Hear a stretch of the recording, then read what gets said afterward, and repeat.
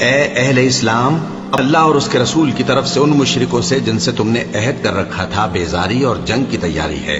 سو مشرکو، تم زمین میں 4 مہینے چل پھر لو اور جان رکھو کہ تم اللہ کو عاجز نہ کر سکو گے، اور یہ بھی کہ اللہ کافروں کو رسوا کرنے والا ہے۔ اور حج اکبر کے دن اللہ اور اس کے رسول کی طرف سے لوگوں کو آگاہ کیا جاتا ہے کہ اللہ مشرکوں سے بیزار ہے اور اس کا رسول بھی۔ اب اگر تم توبہ کر لو تو تمہارے حق میں بہتر ہے، اور اگر نہ مانو تو جان رکھو کہ تم اللہ کو ہرا نہیں سکو گے۔ اور اے پیغمبر، کافروں کو دکھ دینے والے عذاب کی خبر سنا دو۔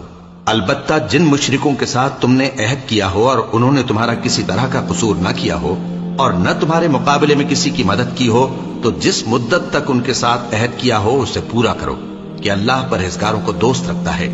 بس جب عزت کے مہینے گزر جائیں تو مشرکوں کو جہاں پاؤ قتل کر دو، اور ان کو پکڑ لو اور گھیر لو، اور ہر گھات کی جگہ ان کی طاق میں بیٹھے رہو۔ پھر اگر وہ توبہ کر لیں اور نماز قائم کرنے اور زکوٰۃ دینے لگیں تو ان کا رستہ چھوڑ دو، بے شک اللہ بخشنے والا ہے، مہربان ہے۔ اور اگر کوئی مشرک تم سے پناہ کا خواستگار ہو تو اس کو پناہ دے دو، یہاں تک کہ وہ کلام اللہ کو سننے لگے، پھر اس کو امن کی جگہ واپس پہنچا دو، اس لیے کہ یہ بے خبر لوگ ہیں۔ بھلا مشرکوں کے لیے جنہوں نے عہد توڑ ڈالا، اللہ اور اس کے رسول کے نزدیک عہد کیسے قائم رہ سکتا ہے؟ ہاں، جن لوگوں کے ساتھ تم نے مسجد حرام یعنی خانہ کعبہ کے نزدیک عہد کیا ہے، اگر وہ اپنے عہد پر قائم رہیں تو تم بھی اپنے قول و قرار پر قائم رہو، بے شک اللہ پرہیزگاروں کو دوست رکھتا ہے۔ بھلا ان سے عہد کیوں کر پورا کیا جائے جب ان کا یہ حال ہے کہ اگر تم پر غلبہ پا لیں تو نہ قرابت کا لحاظ کریں نہ عہد کا۔ یہ منہ سے تو تمہیں خوش کر دیتی ہیں، لیکن ان کے دل ان باتوں کو قبول نہیں کرتے، اور ان میں اکثر نافرمان ہیں۔ یہ اللہ کی آیتوں کے عوض تھوڑا سا فائدہ حاصل کرتے اور لوگوں کو اللہ کے رستے سے روکتے ہیں۔ کچھ شک نہیں کہ جو کام یہ کرتے ہیں برے ہیں۔ یہ لوگ کسی مومن کے حق میں نہ تو رشتہ داری کا پاس کرتے ہیں نہ عہد کا، اور یہ حد سے تجاوز کرنے والے ہیں۔ اب اگر یہ توبہ کر لیں اور نماز پڑھنے اور زکوٰۃ دینے لگیں تو دین میں تمہارے بھائی ہیں، اور سمجھنے والے لوگوں کے لیے ہم اپنی آیتیں کھول کھول کر بیان کرتے ہیں۔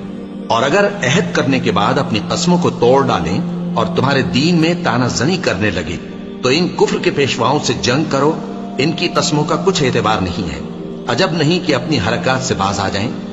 بھلا تم ایسے لوگوں سے کیوں نہ لڑو جنہوں نے اپنی قسموں کو توڑ ڈالا اور پیغمبر کو وطن سے نکالنے کا ارادہ کر لیا، اور انہوں نے تم سے عہد شکنی کی ابتدا کی۔ کیا تم ایسے لوگوں سے ڈرتے ہو؟ سو ڈرنے کے لائق تو اللہ ہے اگر تم ایمان والے ہو۔ ان سے خوب لڑو، اللہ ان کو تمہارے ہاتھوں سے عذاب میں ڈالے گا اور انہیں رسوا کرے گا، اور تم کو ان پر غلبہ دے گا، اور مومن لوگوں کے سینوں کو شفا بخشے گا، اور ان کے دلوں سے غصہ دور کرے گا، اور اللہ جس پر چاہے گا توجہ فرمائے گا، اور اللہ سب کچھ جانتا ہے، حکمت والا ہے۔ کیا تم لوگ یہ خیال کرتے ہو کہ بے آزمائش چھوڑ دیے جاؤ گے؟ اور ابھی تو اللہ نے تم میں سے ایسے لوگوں کو پرکھا ہی نہیں جنہوں نے جہاد کیا، اور اللہ اور اس کے رسول اور مومنوں کے سوا کسی کو دلی دوست نہیں بنایا، اور اللہ تمہارے سب کاموں سے واقف ہے۔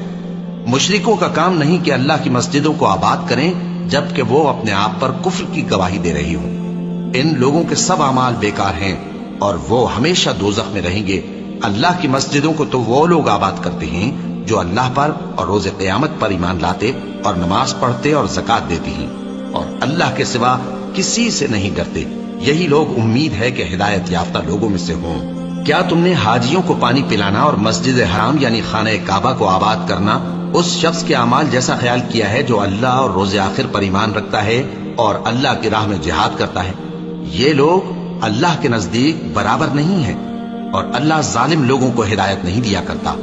جو لوگ ایمان لائے اور وطن چھوڑ گئے اور اللہ کی راہ میں مال اور جان سے جہاد کرتے رہے، اللہ کے ہاں ان کے درجات بہت بڑے ہیں، اور وہی مراد کو پہنچنے والے ہیں۔ ان کا پروردگار ان کو اپنی رحمت کی اور خوشنودی کی اور بہشتوں کی خوشخبری دیتا ہے جن میں ان کے لیے ابدی نعمت ہے، اور وہ ان میں ہمیشہ ہمیشہ رہیں گے۔ کچھ شک نہیں کہ اللہ کے ہاں بڑا صلہ تیار ہے۔ اے